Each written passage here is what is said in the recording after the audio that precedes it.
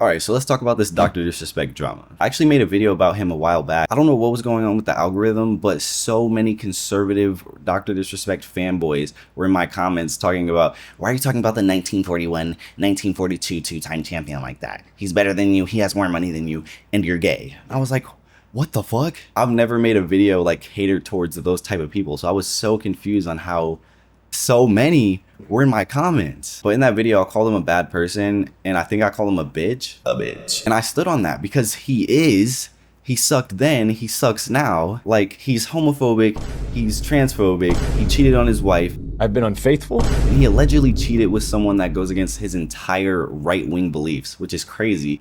But we'll get back to that. In conclusion, he just sucks in general. Okay, so Doc used to be a huge Twitch streamer until he got banned in June of 2020. And nobody knew why. He just switched to YouTube like 2 months after he got banned. He sued Twitch for defamation and like financial losses or something. And they settled with him in 2022. And it was said there was no wrongdoing. So it was just like, whatever. And then everything was fine for him. He continued streaming on YouTube and he continued being a bitch. Until a week ago when a former Twitch employee, Cody Connors, posted this tweet. He got banned because got caught sexting a minor in the then existing Twitch Whispers product. He was trying to meet up with her at TwitchCon.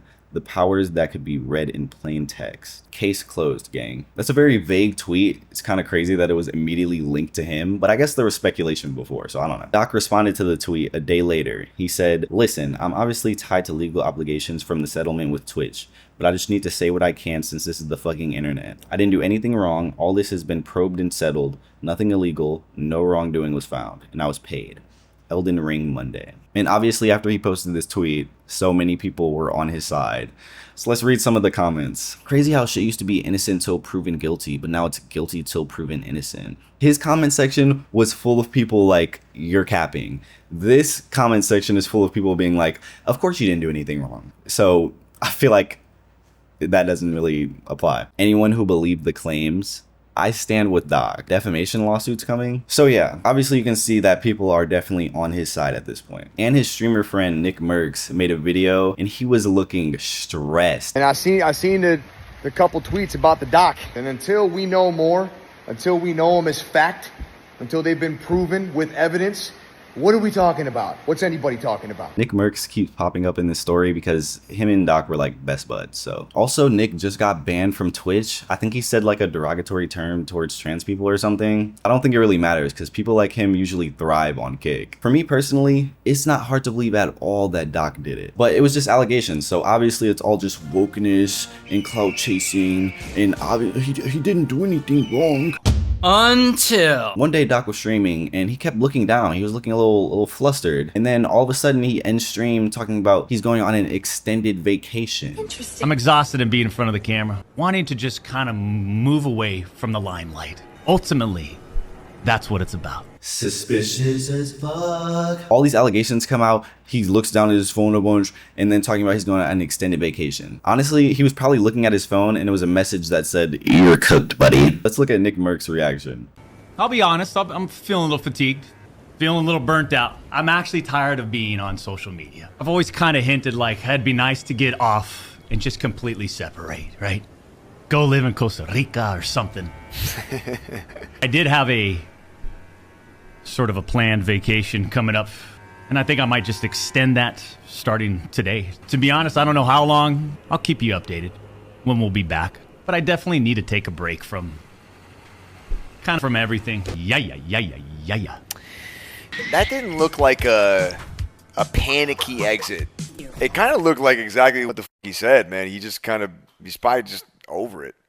That's what it felt like to me. It's been a lot, man. He had a real up and down career. He's killed it. He's crushed it. But it's definitely been a up and down career, you know, where he's had to kind of go through some and put it all on the line. So, you know, if he's feeling fatigued from that, I think anybody in here could probably just say, yeah, it's normal, right? It makes sense. How the fuck is that not suspicious? What are you talking about? If it was anybody else, you would have been like, oh yeah, that's suspicious as fuck. Then the game studio that he co-founded, Midnight Society, posted this. On Friday evening, we became aware of an allegation against one of our co-founders, Guy Beam, aka Dr. Disrespect. We assumed his innocence and began speaking with parties involved. And in order to maintain our principles and standards as a studio and individuals, we needed to act. For this reason, we are terminating our relationship with Guy Beam immediately. While these facts are difficult to hear and even more difficult to accept, it is our duty to act with dignity on behalf of all individuals involved, especially the 55 developers and families we have employed along with our community of players. Damn. Embarrassing. Imagine being like, I didn't do anything wrong, and then the studio you co-founded fires you. Bro was probably like, I started this company. In my humble opinion, he's looking pretty guilty right now. But the weird fanboys persist. They're like, something's not adding up. Yeah, and it's your brain cells, because obviously he did it. Conservatives always give their own the benefit of the doubt, no matter what. It doesn't fucking matter. Doc could have 34 criminal charges, or I don't know, maybe that's a stretch. And if all the evidence wasn't enough evidence, Doc tweeted this. The Twitch man. Hello, I'd like to make a quick statement. Let's cut the fucking bullshit.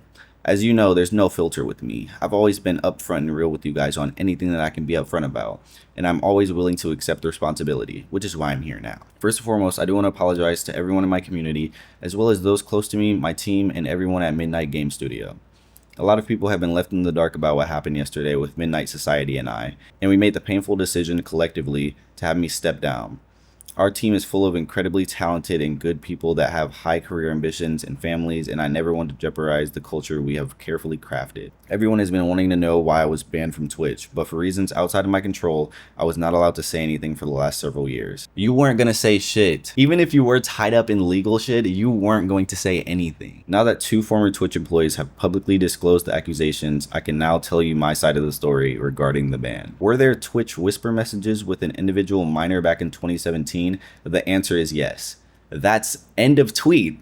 Like, you don't need, what do you need to say after that? You're cooked. Were there real intentions behind these messages? The answer is absolutely not.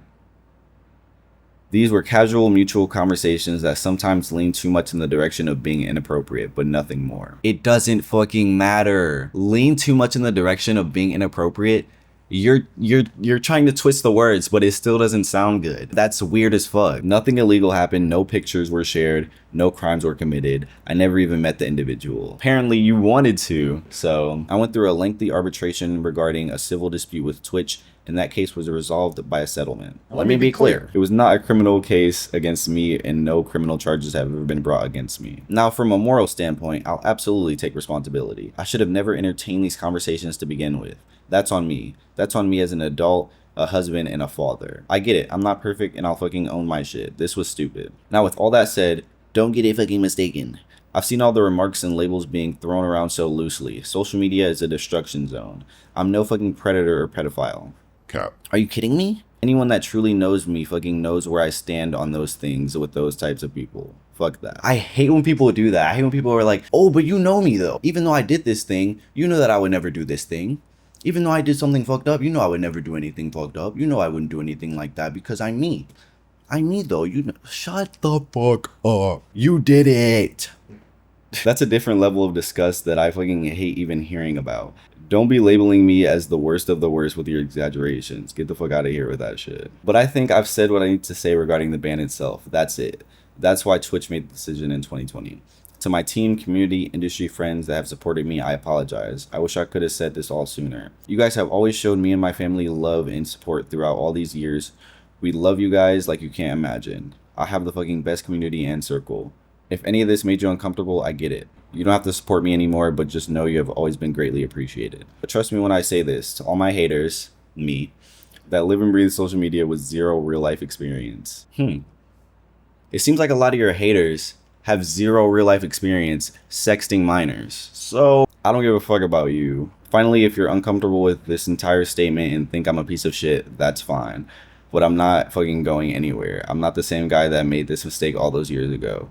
I'm taking an extended vacation with my family as mentioned on stream, and I'm coming back with a heavy weight off my shoulders. They want me to disappear. Yeah, fucking right. So, yeah.